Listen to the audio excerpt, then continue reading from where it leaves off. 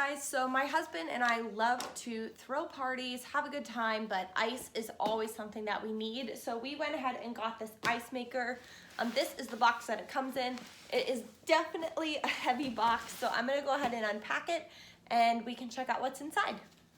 All right guys, so this was the box that it came in. So it can be stored away if you need to restore it.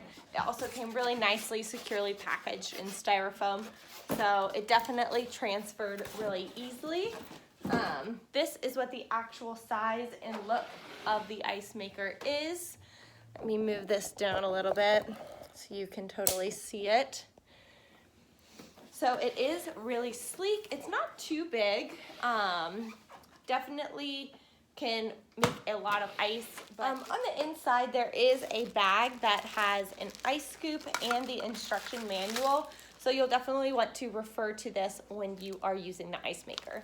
The other thing that does come in that bag is an extra silicone water stopper. This is going to be an essential part for the ice maker, so definitely keep this extra piece in a safe space. So I wanted to show you guys the top of the ice maker. It does have a pretty easy to use control panel that says ice full, ice, or add water. And those lights will just light up when they need to be used. There's also the on-off switch, and then there's this nice handy viewing panel as well. Okay, so before using this, they do recommend that you clean it out really well with just some warm soapy water. And you want to clean the interior and as well as the actual ice basket. So once you do that, the other thing that you want to be aware of is wherever you plug this in, you want it to be at least 5 inches away from any heat creating source, or the back of it should not be flush against the wall. It needs some space because that is where the heat is going to come out. There's little holes at the back, and this is where the heat's gonna come out, so you definitely don't want this to be leaning against a wall or especially anything flammable. One other thing they recommend is to leave it sitting for a few hours. This is to help the refrigerant settle, especially if it was jostled around in shipping, or maybe it was upside down or side lying. You want to make sure that it's straight up and that the refrigerant can settle so that you're going to get the best results possible. From there, I would just refer to the instruction book, and it really does give a step-by-step manual instruction for how to use it, how to clean it, and they have a nice section right here that's all about troubleshooting. So if anything does go wrong, they have different solutions.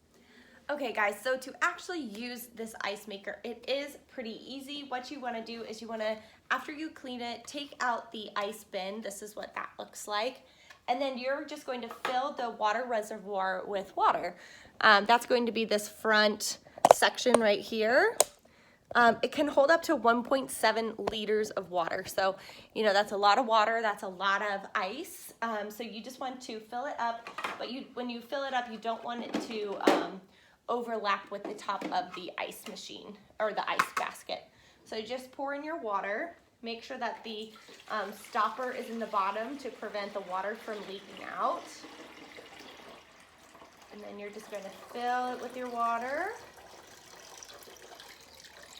There is a little button inside or a little sign that says max, and so you know not to go over that. And then all you have to do is put the ice basket back in, close this top lid.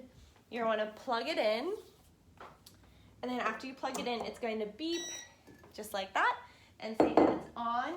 And then all you have to do is press the on-off button,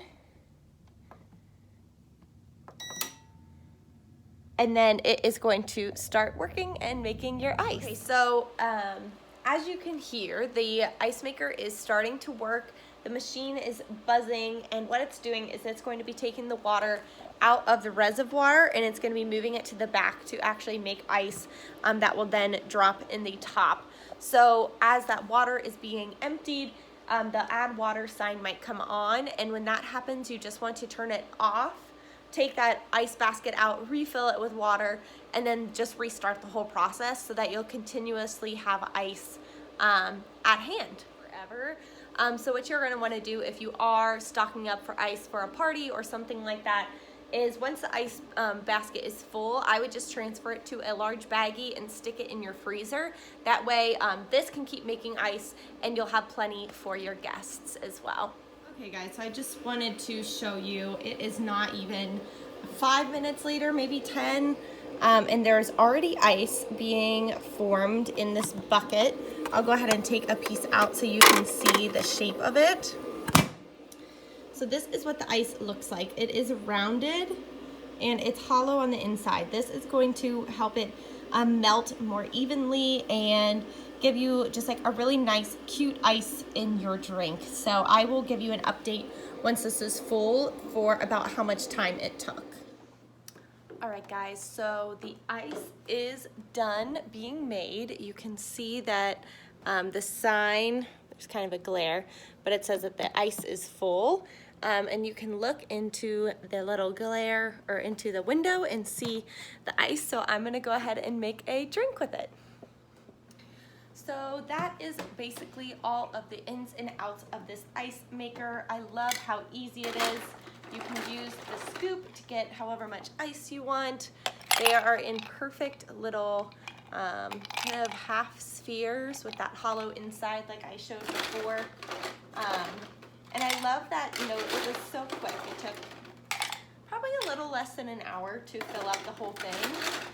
And what you can do is after you add your ice from here or empty the ice bucket, you can just refill it with water and restart the whole process all over again.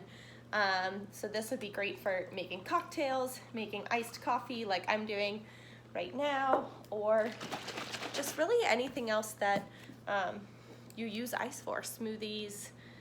You can just kind of let your mind go with this. So I hope that this was helpful and that you enjoy this ice maker as much as I do. Thanks, cheers.